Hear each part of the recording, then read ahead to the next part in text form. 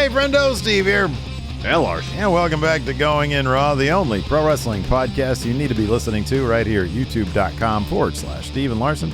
Available wherever podcasts can be found, and of course, taped live at the Twitch at twitch.tv/Steve and Larson. There's another Twitch channel, though, twitch.tv/MF Steve here. It's for myself, and oftentimes the enforcer will get up to shenanigans, because if I do stuff here without you, Larson, then half the comments are, "Where's Larson?" And then on top of that, on my own channel, I get to keep all the money over there.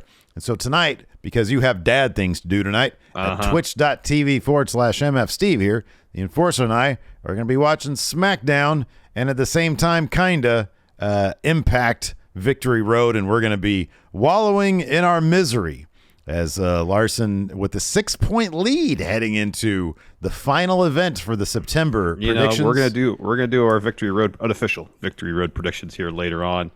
There's like half the matches, gimmies, locks, easy to pick the winner. There's 2 or 3 that I don't know, and then there's a couple I'm like, honestly, I have no idea. By my count, there are there's 1, 2, there's probably 4 that are gimme. There's 2 that are absolute gimmies that are no way, shape, or form at all going to be anything but 7 and 8 confidence. Mike Bailey and Mickie James. That's what it is. It's Mike Bailey and Mickie James. Yes, they're going to win 1,000%.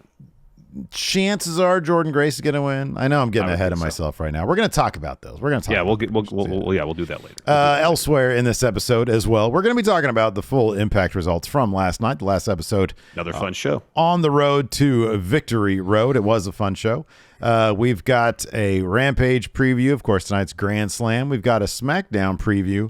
The Rampage one is going to be spoiler free. Yes, we know that it's been taped already. It was taped the other night. List of matches. We've had stuff spoiled, but we're not going to spoil it for you in case you guys want to keep it spoiler free.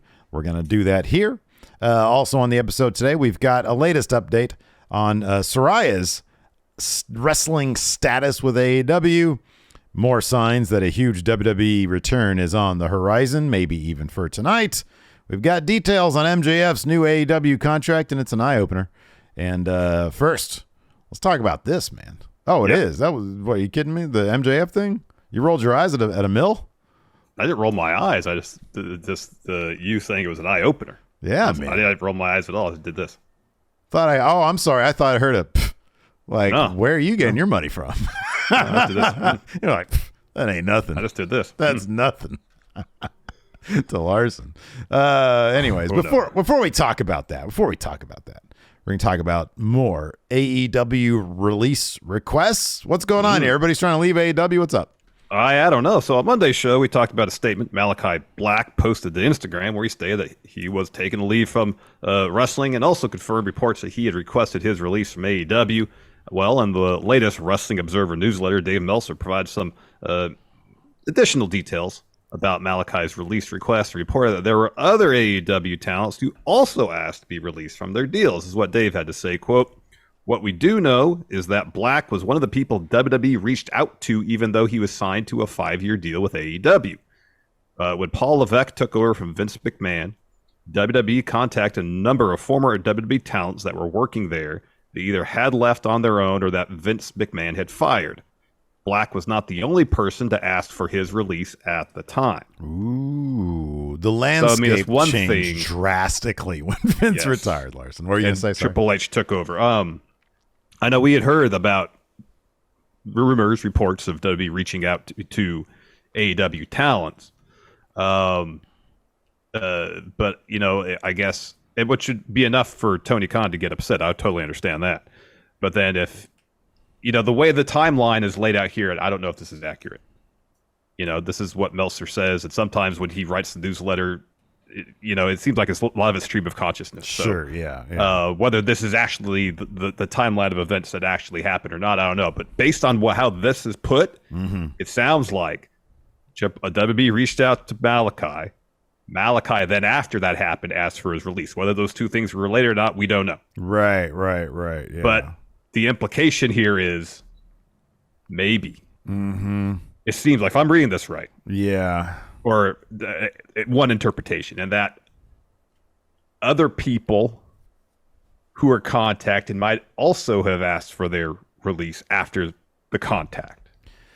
I mean, am I reading that wrong, or is that kind of the undertone here? Yes.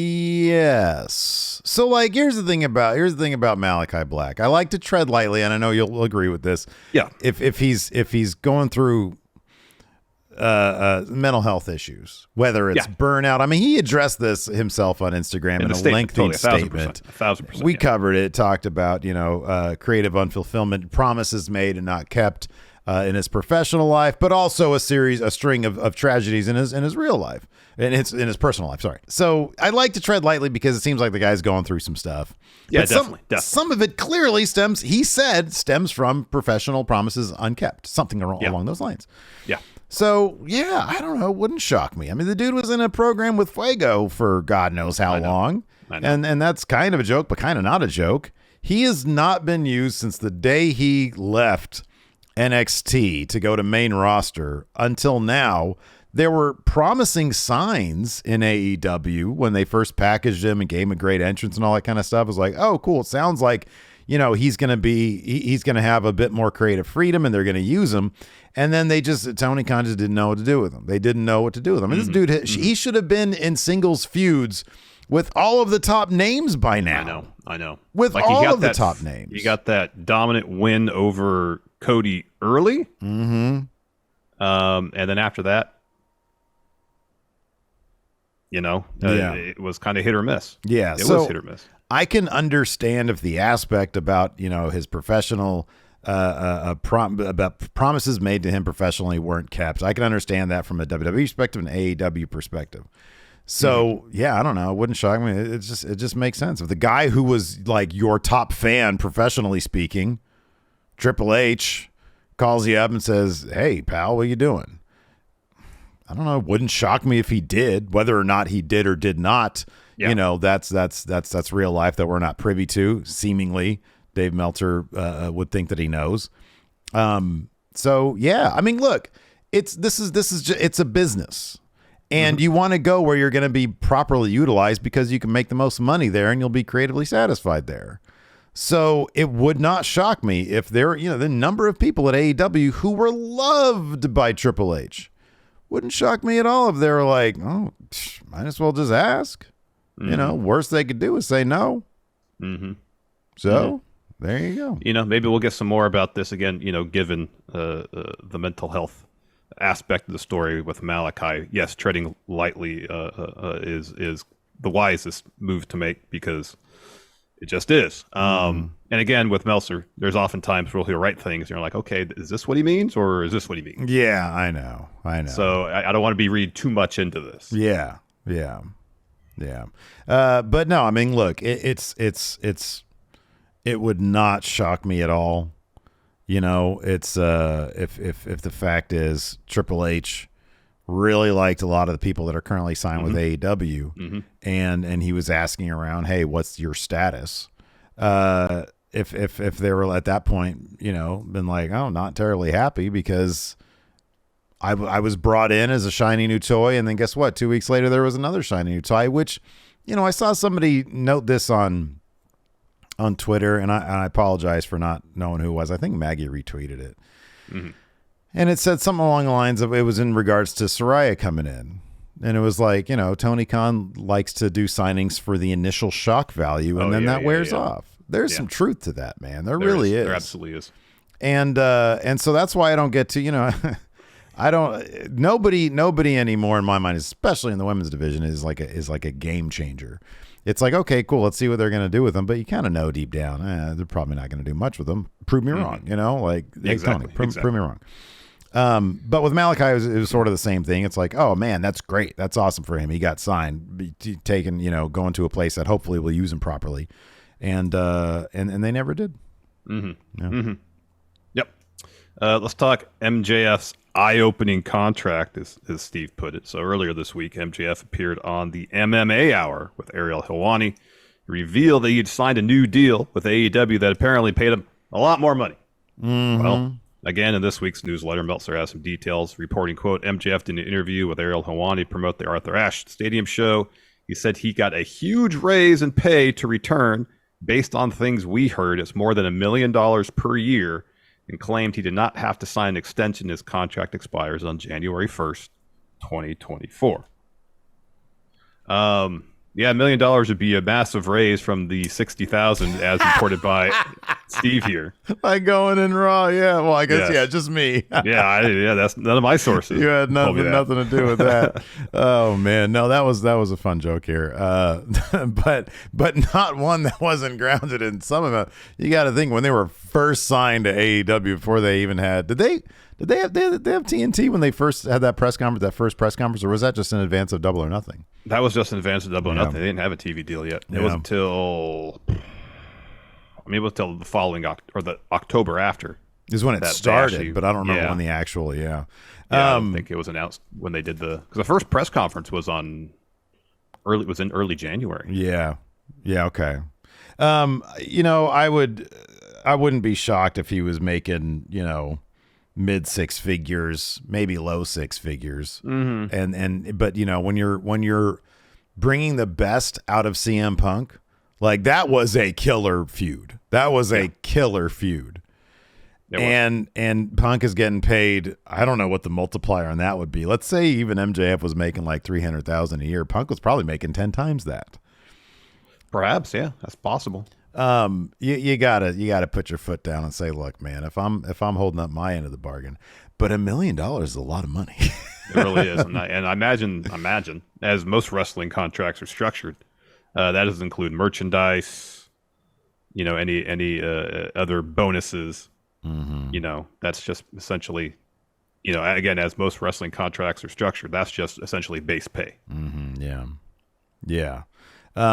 So if that number is correct, that's awesome for him. That's great. Oh, absolutely. And it's funny because like we got in our YouTube comments last time we talked about this, people saying, yeah, what's it going to be like when, other people start doing this? Well, those people are going to have, number one, good for them if they do. Number two, if they start doing that, they're going to have to prove that they're the draw that MJF is. We talked about this before. He is a unique individual, unique performer. Unique situation, yes. Who, quite honestly, if those ratings are to be believed, and I think they're out there, I think they're public, like in terms of the minute by minute stuff. Yeah. He is a draw. Yep. He is a draw. Yep. And so the fact that he was able to get everything he wanted, seemingly, including no extension of time, is nuts. Is absolutely nuts. But apparently what he does, he's one of the few young stars of AEW who is a proven draw. Mm-hmm. So yeah, good for him. And then I guess we'll just see what happens in 2024. Exactly. We're going to see what happens tonight in terms of this whole White Rabbit business. It was teased that tonight at 9:23 Eastern, 6:23 Pacific, is going to be a bit of a moment. And the rumor mill has been picking up steam with all this talk that Bray Wyatt could be back soon in WWE. So it could be happening as soon as tonight. And today we got a couple more hints that Bray could be nearing a return. Wyatt recently, like within the last 24 hours, I believe, liked a 2019 tweet from Brody Lee, which read, quote, "Tomorrow there will be more of us." And then ES News posted some video footage of Bray working out in a ring. That's cool, man. Yeah. And there's White Rabbit merch on WWE Shop. Mm-hmm. Yeah. No idea what tonight at 9:23 Eastern is going to entail, but I'm really looking forward to it. Yeah, I don't know, man. I think this is going to be good. Hold on a second. Let's zoom ahead really quick to the SmackDown preview. So Roman Reigns returns to his rightful place at the table. That's either going to happen at the very beginning or the very end of the show, I would imagine. Mm-hmm. Unless they start Roman at the top of the second hour, but then 23 minutes of him talking seems excessive even for Roman. Brawling Brutes aim for tag team gold in a battle against the Usos. And then Braun looks to make an explosive impact in return match against Otis. If that match starts at 9:15, or the entrances start at 9:15, Braun Strowman's totally going to be part of that fucking White Rabbit faction. But but who knows? I don't know. That's the thing though, is like we haven't seen it yet with like Gargano Ciampa, but I totally expect under Triple H for that confrontation to happen at some point. Oh yeah. I could totally see him going back to some Braun Strowman, Bray Wyatt history. If not tonight, if Braun's not part of the faction, whatever. But that's something they could totally revisit. I know they did it with that silly swamp match back in during pandemic, but yeah, I think this is a situation where they could maybe get that relationship right this time. And that could be fun. Yeah, it could be fun. Yeah, I mean, Bray is a wildly creative individual. It's going to be interesting to see if he comes back, what he actually does, whether it's something new, continuation of something in the past, some kind of amalgam of both ideas. And just that one video package, the White Rabbit one, that generated a lot of excitement, a lot of talk. So I can only imagine him coming back, especially if he does something that seems new and interesting and vital. Yeah. It's going to get a lot of people talking, a lot of people interested in what's going on over there on SmackDown. I'm glad that this isn't like... And watch, I'll be wrong. He'll just show up as the Fiend.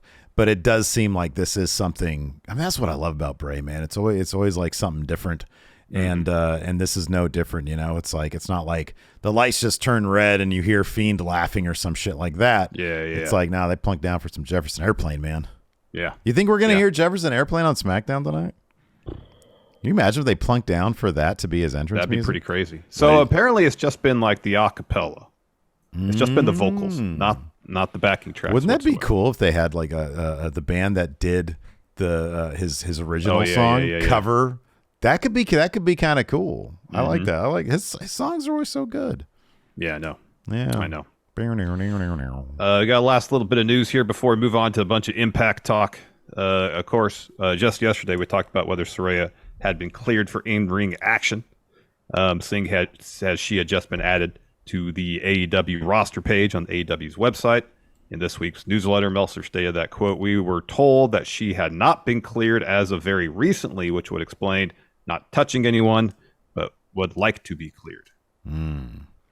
So, I mean, we talked yesterday about how being on the roster page isn't necessarily a 100% indication that they're going to be an active competitor. Yeah, William Regal being on the roster page with a record of 0-0 sort of dispelled that idea. You know what, man?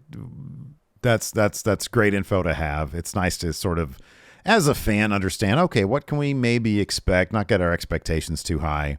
I've said this before. I'm shocked that WWE didn't see the value in simply having her on camera in some way, shape, or form, because she is a draw. People love Paige, and even if AEW has her as a manager, a general manager, something like that, that'd be great. If she eventually gets cleared and a whole giant team of doctors who know what they're doing say it's totally safe and I don't have to clutch my pearls, then that's awesome. That's great. Good for her. Yep. Agreed. Yep. Agreed.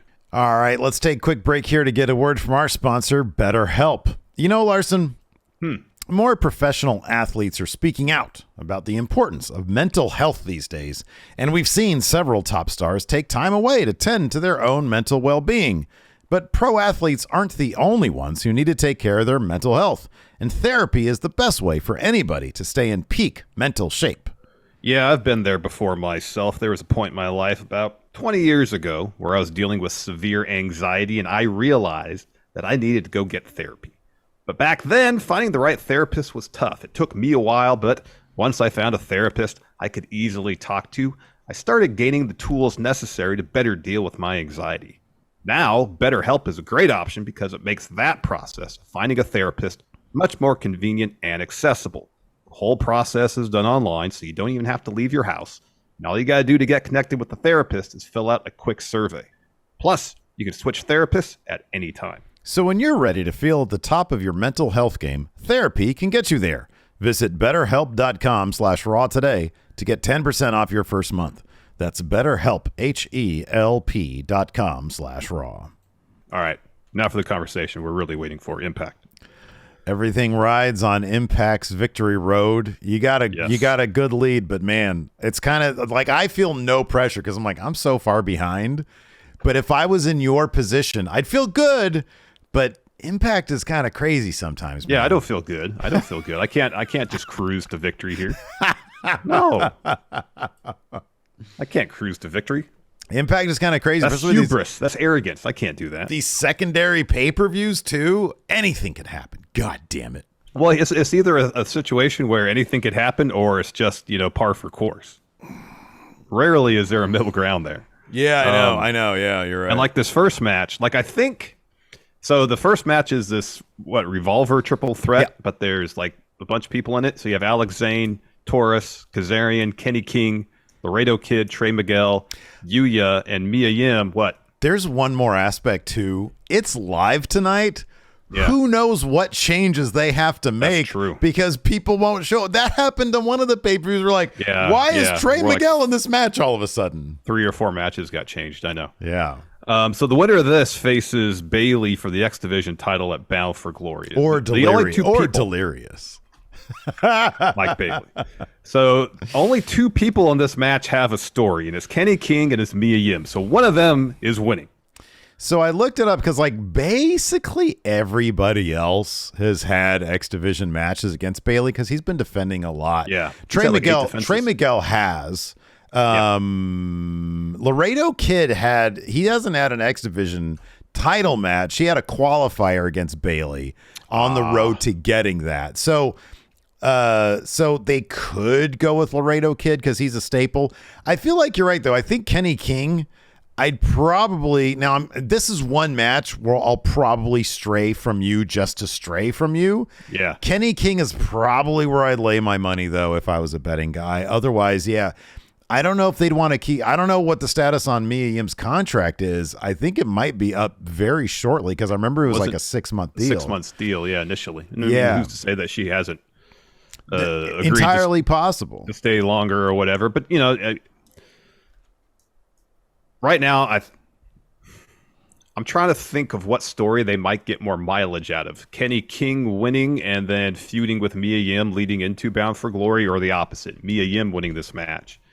And then it feels to me like if Mia could win this, have the match against Bayley at Bound for Glory, and then Kenny King, one way or the other, could end up costing her the match.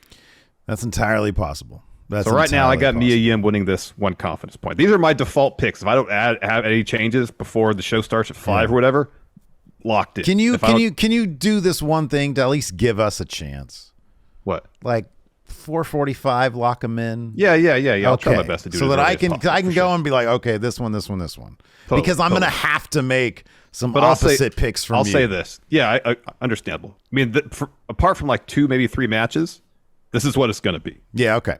For me. I would actually, I'd be putting my money, if you go with Mia Yim, that'd kind of make me happy because I'll be putting my single point on Kenny King because that's been the story so far. Mia Yim's a great choice, so that'd definitely be my number 2. Next, Motor City Machine Guns. Right here, throw them up. They're taking on PCO and Vincent. Honor No More is a mess. Oh, yeah. Eddie Edwards is a horrible leader. Terrible. What he did last night was dumb. Yeah, it was awful. It was stupid. Anyways, Motor City Machine Guns, they earned themselves a title opportunity against Honor No More at Bound for Glory. So this is kind of like their warm-up match for that. Tune-up match, yeah. It's their tune-up match. Motor City Machine Guns are totally winning this. Yeah. Because they're not winning the titles. I got Motor City Machine Gun with 4 confidence points. Hey, what happens if you and I tie and Enforcer loses? I still have Money in the Bank. Okay. What happens if you draw the 0? Then I guess we're co-champs. Either that or I want to be co-champs with you. I thought we did a thing where it's whoever won the most matches or something. Okay, we could do that. That could be the tiebreaker. That's fair. So in this match, I've got Motor City Machine Guns. Again, this is one of those weird things. So they already have the number 1 contendership locked up. Yeah. And so it's not like anything's on the line. They could do a thing where maybe PCO and Vincent and the rest of Honor No More try to soften up Motor City Machine Guns. And even if there's a DQ. No, because Ed Edwards showed no interest in that last night because PCO should have been doing that for Heath. Man, stop Ed Edwards should have been PCO, soften him up. Go. Stop trying to apply logic to this shit, man. It's Impact. Look, I love Impact. You love Impact. Let's keep it real here. They will do some weird shit sometimes that defy logic. So I don't know. Yeah, I got 4 confidence points on this one. How many confidence points do you have on this? I said 4. 4 for. Okay, so yeah, it's the same thing. But again, this is one of those things where it's like, well, if I got to take a chance, you know, I might go the other way depending on when I look at your schedule versus mine. Yeah. Next, Jordan Grace versus Max the Impaler. In a pick your poison match. Max the Impaler is Masha Slamovich's choice to face Jordan here. You got to think Jordan Grace gets the win because she's going to lose to Masha at Bound for Glory. I got 6 on Jordan. Yeah, I got 5 on Jordan, but goddamn, that's an impressive poison.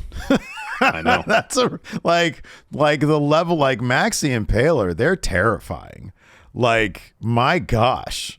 Yeah. that's the type of talent they could bring in, and then they'll go on a Killer Kelly run or a Masha Slamovich run. You know what I mean? Yeah. They're going to bring Max the Impaler in to do the job as the poison for Jordan Grace. Man. Yeah, that's why I got 5 on this for Jordan Grace, but I don't feel great about that 5. I think she's got to win, but yeah. Just for the story they're trying to tell. Yeah, you'd think so. It's a pick your poison. I don't know what I got to go back before I finalize this before 5 o'clock. I got to go back and look at old pick your poisons. I think they're probably undefeated. Like the champions are undefeated. Oh, maybe. Against the poison. I think the poison are winless, but I got to go back and look. I think based on your past research, there really is no precedent set by Impact's past because they'll just kind of do what they want. I've done research before, and it's been rock solid research. I put hours into this shit before, and they just do the other thing. Yep. Yeah, man, you're right. Yep. Next, Killer Kelly taking on Tasha Steelz. Again, based on the story, Killer Kelly should win this, but I don't know if they'll do something where Savannah Evans shows up and like does something.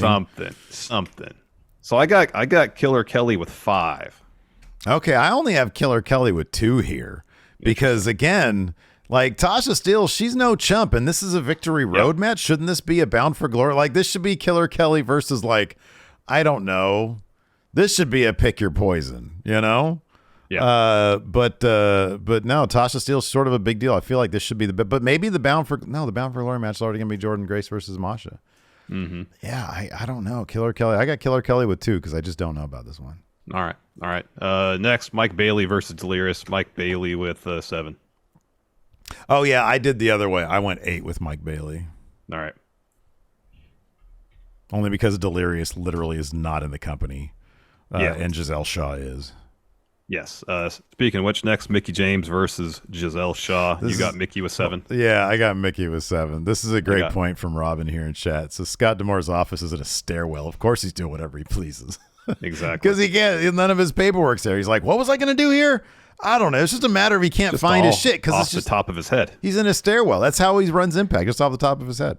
Exactly. Next, we got Honor No More. I believe it's Ed Edwards and OGK. Yeah. Taking on Josh Alexander, Rich Swann, and Heath. Yeah. So the go-home math seems to indicate Honor No More is going to get this win. It would add some heat to this feud, which has been tepid at best between Ed Edwards and Josh Alexander. If Ed Edwards could lead his team to victory. There's been a lot of times where I picked Honor No More to win because it seemed to make sense, then they lose. I'm picking Honor No More to win, but only 3 confidence points. Okay, yeah. I got Honor No More with 6. This is, again, is one that I might have to go opposites on because they might do something weird where, like, you know, they love Josh Alexander so much, and I don't know. I agree with you. So I've got 6 confidence points on this right now. I probably am going to change that quite a bit. But I don't know more. They've got to win this. But then I've said that so many times. I know. You'd think so. Yeah. You'd think so. Because I know Heath is going to get all upset that Josh Alexander, Rich Swann came and helped out in the match on Impact last night when he told him not to. Right.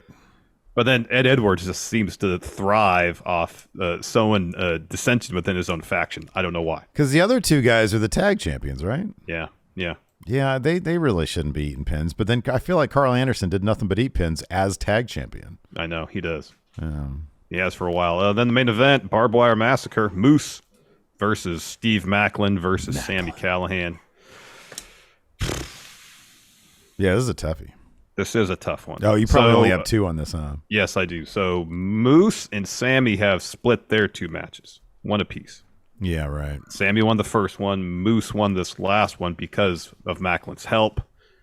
Now they could very easily tell the story of Moose and Macklin are just so focused on each other, because that's kind of how the contract signing thing played out. Mm-hmm. Are so focused on each other that Sami gets the win.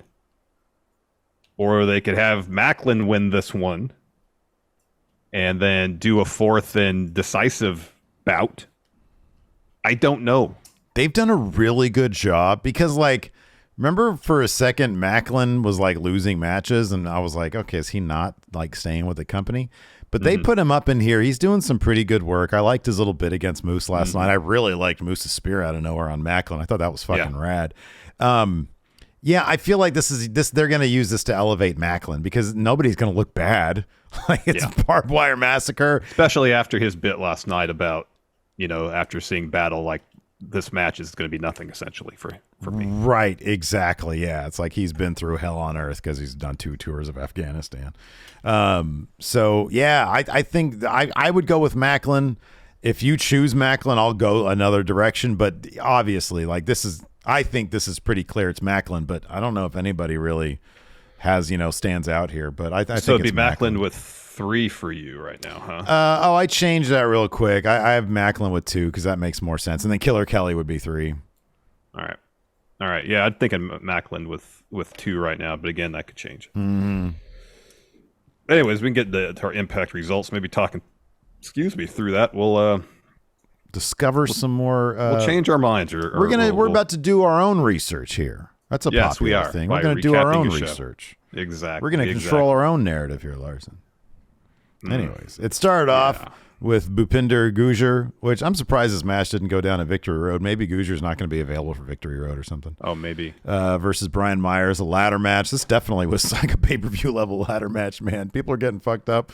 Bhupinder busted his nose during this. Early, too. Yeah, pretty early. There were some gnarly spots. That bit where...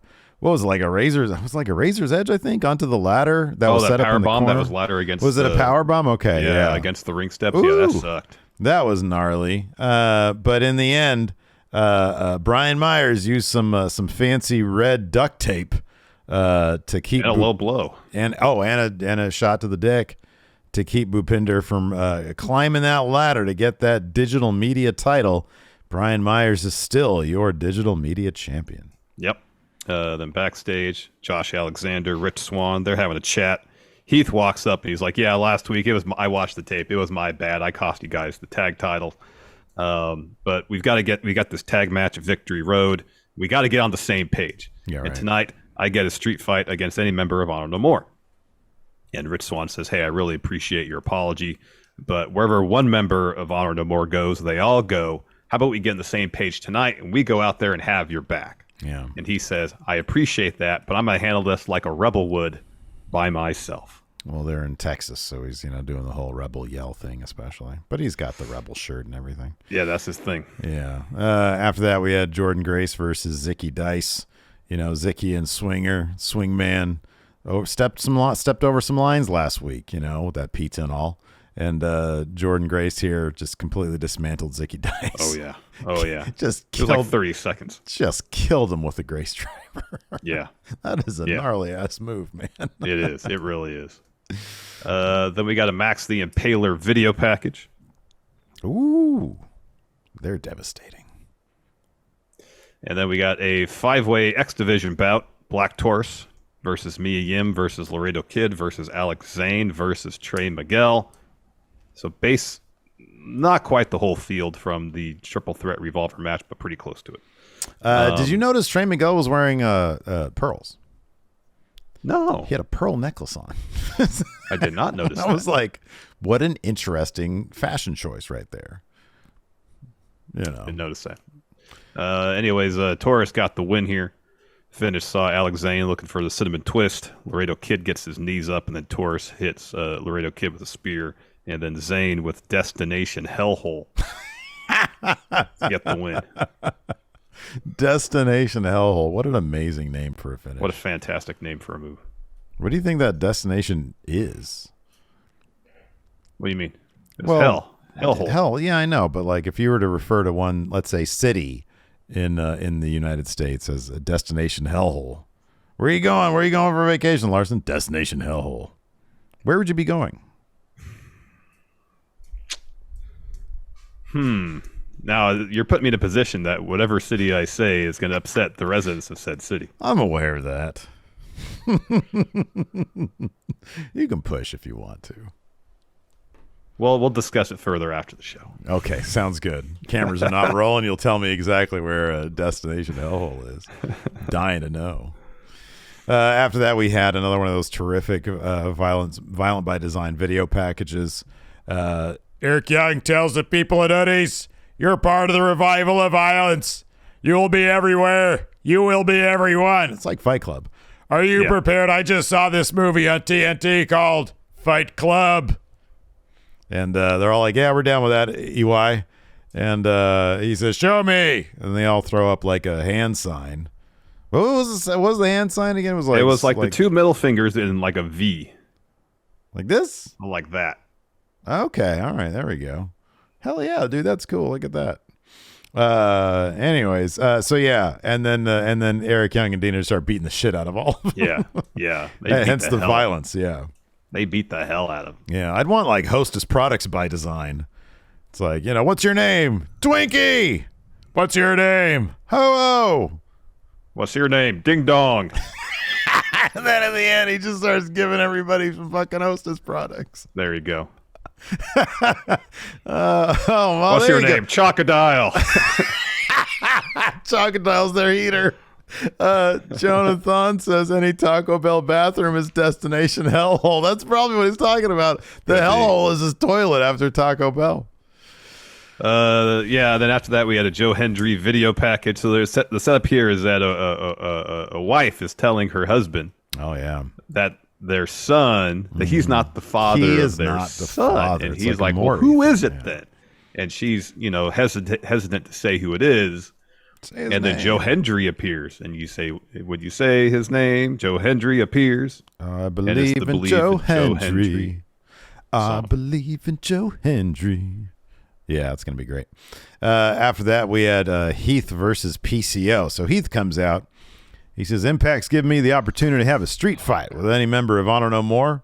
He says, so bring out somebody. And then PCO answers. And then the rest of Honor No More, the logic behind this is insane. It doesn't make a lick of sense. Ed Edwards should be like, PCO, go up there and soften up this dude as much as you can. You're the guy to do this. You don't feel pain. Instead, he's sowing doubt. Ed Edwards is the one sowing doubt. Maybe the point of all this is in the end, Edwards is going to lose to Josh Alexander, Bound for Glory, and Honor No More is going to give him the boot. They should. He's terrible at his job. He's awful. He's a terrible leader of a faction. Yeah. So Ed Edwards is up there. He's like, your decisions aren't your own. They belong to Honor No More. You're not your own person. And Vincent's just standing there like awkwardly like, oh, man, I put all that work, and then this dude's still yelling at this guy. And so Ed Edwards is like, this match is not going to happen. And he's like, man, I thought you were a rebel, PCO. You going to listen to Eddie or the people in Dallas? And they're all like, yeah, we've been here for 5 hours. Okay. Cool. And then Edwards is like, hey, who the hell do you think you are? And PCO just looks confused the whole time because it's been established that part of his brain does not exist. He is just a mindless monster. He's a Frankenstein. Mm-hmm. So he's confused. He doesn't know what's going on, why this guy's yelling at him. He's just probably thinking of like throwing himself off something. Yes, or being thrown off something, yes. Yeah, and so is what happened. So he says, I'd rather die a rebel than live as a coward. And then Edwards says, and like PCO is actually getting hyped by anything fucking Heath says. He doesn't understand any of this stuff. Yeah. So he says, PCO is supposed to be a monster, but the way I see him right now, you look like Eddie's lapdog. And then PCO's like, dog, I want to eat dog. He thinks Heath has a dog that he can eat. Yeah. So he tries to push past Honor No More, and then he goes to the ring, and then Eddie sends Vincent to corner PCO, but Heath just throws PCO off the stage onto a pile of... I'm sorry. So the match happens. Yeah. They go at it. A bunch of chairs end up being used as like sort of a bed for Heath to get thrown on. I'm sorry, for PCO to get thrown onto. And it looked horrific. But then PCO basically just sort of no-sold and came back anyways. So Heath chucks PCO off the stage into that pile of chairs, and Honor No More comes out, and they back Heath back into the ring. Well, Rich Swann and Josh Alexander come out with chairs to make the save. While that's happening ringside in the ring, Vincent hits Heath with the chairs, looking for Orange Sunshine. Instead, Heath escapes that, hits Vincent with a wake-up call. Mm-hmm. And so then PCO emerges from the chairs, brings a bunch of them with him, hits Heath with a choke slam, piles up some chairs, puts Heath in the mandible claw. And Heath is laying on that pile of chairs. So PCO goes up top, looks for a swanton. Heath moves, and then hits a wake-up call on PCO on the pile of chairs to get the win. Yeah, man, PCO just goes through so much, dude. I know, man, it's crazy. Yeah. After that, we had Aussie Open versus the Motor City Machine Guns. This is a really fun match. In the end, Motor City Machine Guns being number one contender. Oh, no, this is the number one contender show. Yeah, this is how they got to be number one contenders. Yeah, so they end up getting the win on Davis.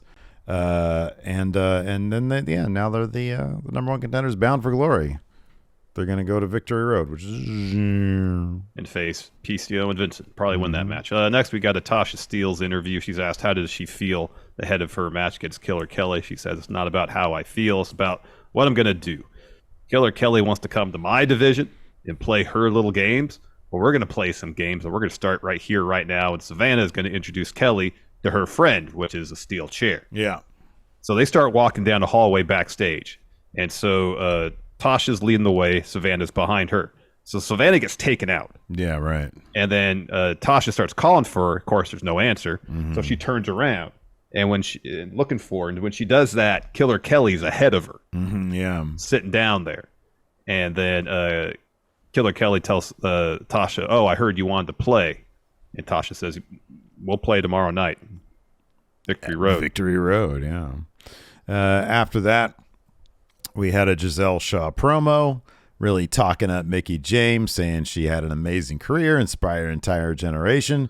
She says, but tomorrow at Victory Road, she makes the most important contribution of her career, to hand that torch off to me. She says, people are going to be upset that Mickie is retiring, but I'm doing her a favor. She's going to go home to her family, and she could take the spotlight as best mother, world's greatest mother. She says, but at Impact, the spotlight has always belonged to me. Giselle Shaw.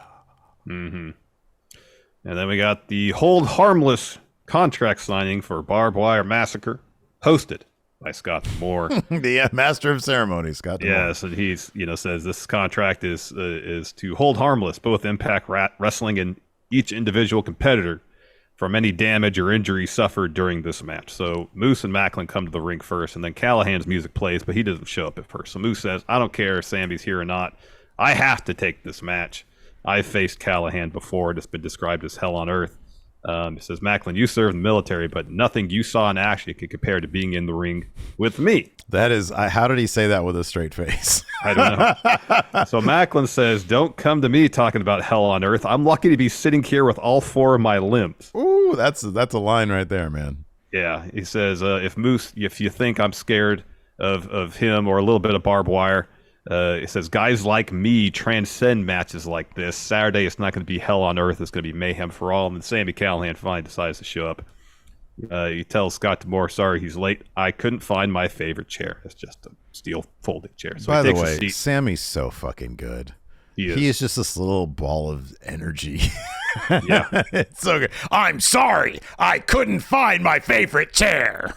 Yeah. He takes a seat. He says, I'm not going to lie. Moose and Macklin took me off guard and against all odds, but I don't care about your deal. But you both made a grave mistake in not realizing Death Machine is the master of puppets. So now Moose and Macklin are at each other's throats going into Saturday, and I'm going to carve you ear to ear. Yeah, the Macklin says, shut up, sign the deal. And Sammy says, you want to do more Sammy voice? Yeah. Or going to kill your throat too much? No, it's great. So we're almost done with the show anyways. So Macklin he's like, just shut up and sign the deal, man. and he gives him a normal pen, like a layman's pen. And Like this. Sammy, he's got just a regular pen. Sammy has his own pen covered in barbed wire. He wrapped a pen in barbed wire. I don't need your pen. I've got my own. And it's a pen wrapped in barbed wire. And he's about to sign. Macklin stabs him in the head with his pen. And then Moose and Macklin are like, hey, let's get this guy together. And then they work together to put Sammy in the tree of woe. Macklin backs up looking for a spear on Sammy. Instead, boom, Moose intercepts Macklin with his own spear. Moose sets up a table in the corner, looks to spear Sammy through it. Thumbs up, thumbs down. Sammy evades. Moose goes through the table. Sammy hits Moose with a Cactus Driver 97. Thumbs up, thumbs down. And then he's bleeding. So he goes to get the contract, but it's fallen out of the folio. And so he sees the paper on the ground and he picks up the contract, but his pen, Macklin's pen, nobody knows where the pens are. And so he's bleeding and he slaps his head and he rubs it all over. Then he just smears his blood. And Hannafin's like, signed in his own blood. That's a legally binding signature. I'm like, there was no actual signature. It was just a smear of blood. Exactly. But I guess that's what it is. And Sammy, of course, gets in the camera's face or in the camera's lens and is like, hey, Victory Road, thumbs up, thumbs down. I love Sammy Callahan. He should be in the White Rabbit group, man. Oh, that'd be great. Solomon Crow's back. Rabbits up, rabbits down. We got SmackDown tonight. We got Rampage tonight. Here's your SmackDown preview. Roman Reigns returns to his rightful place at the table. Brawling Brutes aim for tag team gold and battle against the Usos. And then Braun Strowman looks to make explosive impact in return match against Otis. Oh, yeah. Oh, yeah. Ew. I want a ham. We also have Rampage Grand Slam. Sting and Darby Allin are going to be taking on the House of Black. Action Bronson, who I think might now have has taken the lead as number one and most comfortable ring attire. At least when I saw him last and I saw like a little bit of video, he's just got the baggiest tank top and then like some cut off sweat shorts. And I'm like, that would be me right there. What do you give that, thumbs up or thumbs down, Steve? I give it thumbs up, not thumbs down. Good. Good. After that, we have Jade Cargill versus Diamante. Of course, Trina is supposed to be in her corner. Wardlow versus Samoa Joe. No, Wardlow and Samoa Joe. I'm sorry, Wardlow and Samoa Joe.